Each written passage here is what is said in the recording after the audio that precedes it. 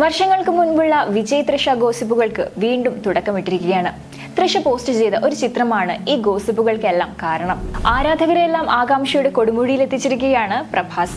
OTT കച്ചവടത്തിന്റെ പേരിൽ തട്ടിപ്പുകാരുടെ വലയിൽ വീണിരിക്കുകയാണ് മലയാളത്തിലെ മുൻനിര നിർമ്മാതാവും നടനും. ആരാധകരുടെ നീണ്ട കാത്തിരിപ്പിനൊടുവിൽ ഇപ്പോഴിതാ ഇന്ത്യൻ 2 ത്രസിപ്പിക്കുന്ന ട്രെയിലർ പുറത്തുവിട്ടിരിക്കുകയാണ് അണിയറക്കാർ.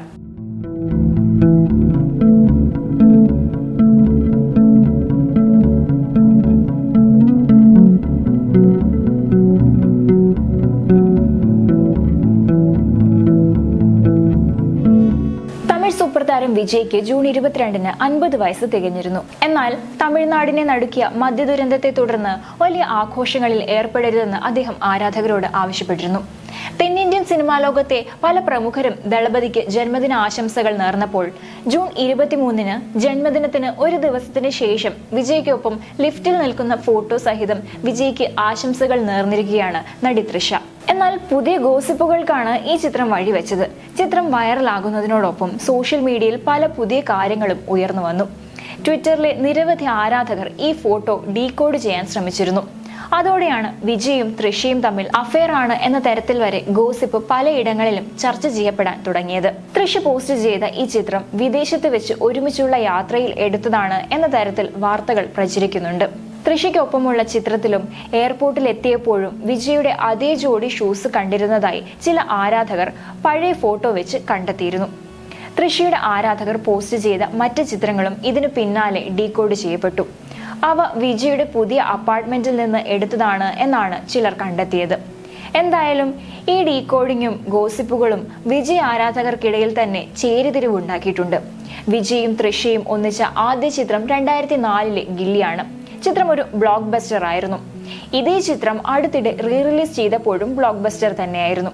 അവരുടെ ഓൺ സ്ക്രീൻ കെമിസ്ട്രി പ്രേക്ഷകർക്കിടയിൽ ഏറെ പ്രീതി നേടിയിരുന്നു. ഗില്ലിക്ക് ശേഷം അവർ ആദി, തിരുപ്പാച്ചി, കുരുവി എന്നീ ചിത്രങ്ങളിൽ പ്രവർത്തിച്ചുവെങ്കിലും 2008-ൽ കുരുവിക്ക് ശേഷം ഇരുവരും ഒന്നിച്ച് അഭിനയിച്ചിരുന്നില്ല.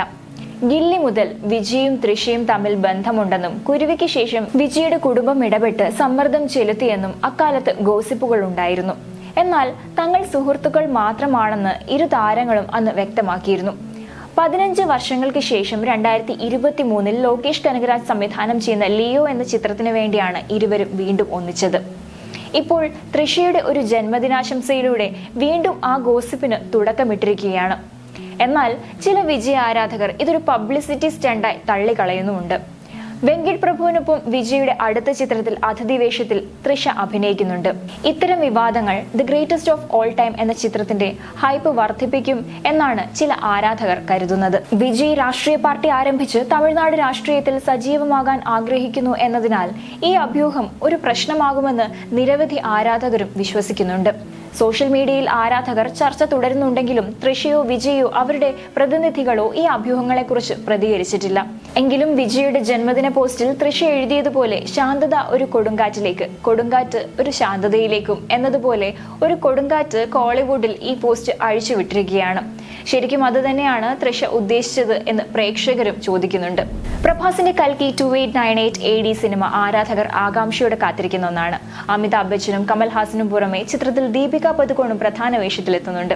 ചിത്രത്തിൽ പ്രഭാസിന് പ്രതിഫലമായി ലഭിക്കുന്നത് 100 കോടി രൂപയാണെന്നാണ് റിപ്പോർട്ട്. കൽക്കി 2898 ADയുടെ അഡ്വാൻസ് ടിക്കറ്റ് ബുക്കിംഗിൽ വിദേശത്തടക്കം കുതിപ്പ് രേഖപ്പെടുത്തിയിട്ടുണ്ട്.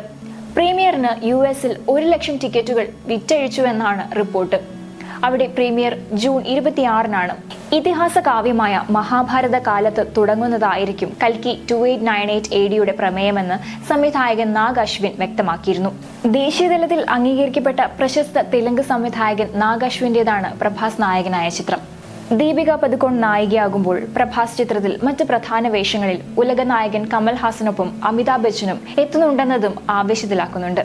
പ്രഭാസ് നായകനാകുന്നത് ടൈം ട്രാവൽ സിനിമ അല്ല എന്ന് സംഭാഷണ രചയിതാവായ സായ് മാധവ് ബുറ നേരത്തെ വ്യക്തമാക്കിയിരുന്നു. സംവിധായകൻ നാഗ് അശ്വിൻ തിരക്കഥാകൃത്തുമായ ചിത്രത്തിന്റെ PRO ശബരിയാണ്. തമിഴ് സിനിമാ പ്രേമികളിൽ ഈ വർഷം ഏറ്റവും കാത്തിരിപ്പുയർത്തിയിരുന്ന ചിത്രങ്ങളിലൊന്നാണ് ശങ്കർ കമൽഹാസൻ ടീം ഒന്നിക്കുന്ന ഇന്ത്യൻ 2. ആരാധകരുടെ നീണ്ട കാത്തിരിപ്പിനൊടുവിൽ ഇപ്പോഴത്തെ ചിത്രത്തിന്റെ ട്രെയിലർ പുറത്തിറക്കിയിരിക്കുകയാണ് അണിയറക്കാർ.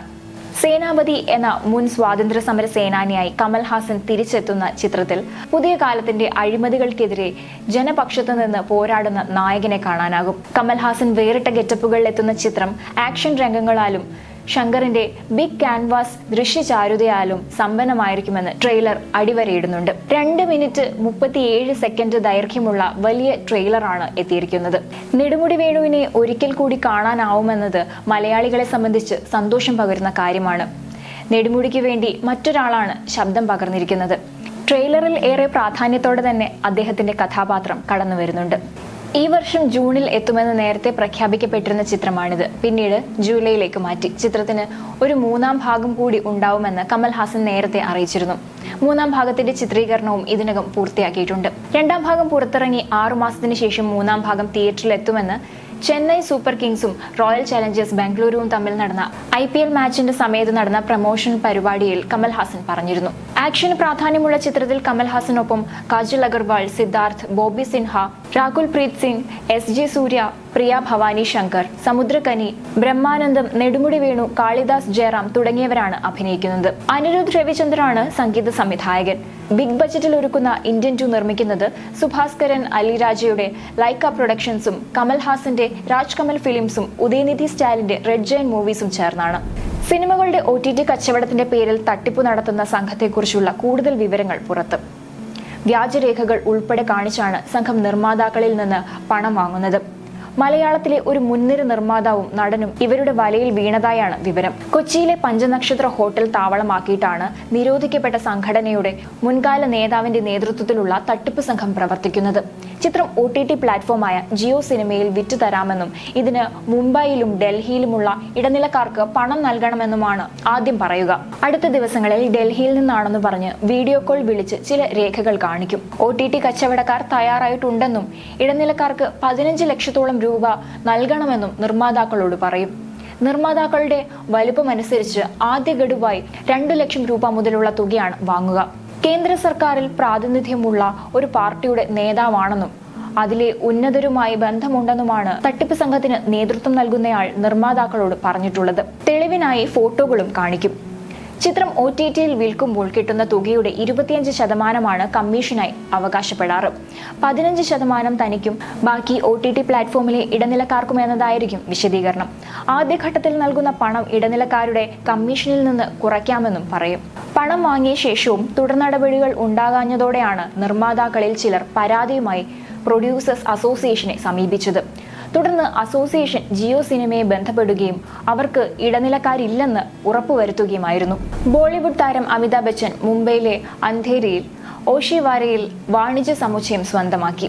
60 കോടി രൂപയ്ക്കാണ് ബിസിനസ് ടവറിലെ 3 നിലകൾ വാങ്ങിയത്. കെട്ടിടത്തിന്റെ 27, 28, 29 നിലകളിലായി 8429 ചതുരശ്ര അടിയാണ് ഉള്ളത്.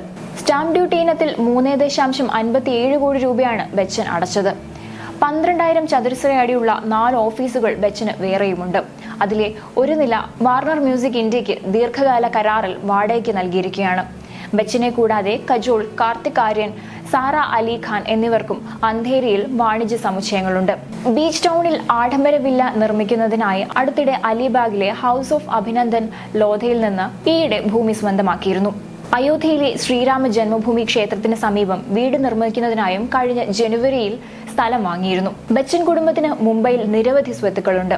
അടുത്തിടെ അമിതാഭ് ബച്ചനും ഭാര്യ ജയയും മകൾ ശ്വേത നന്ദയ്ക്ക് മുംബൈ ജുഹുവിലെ ആഡംബര ബംഗ്ലാവ് സമ്മാനിച്ചിരുന്നു.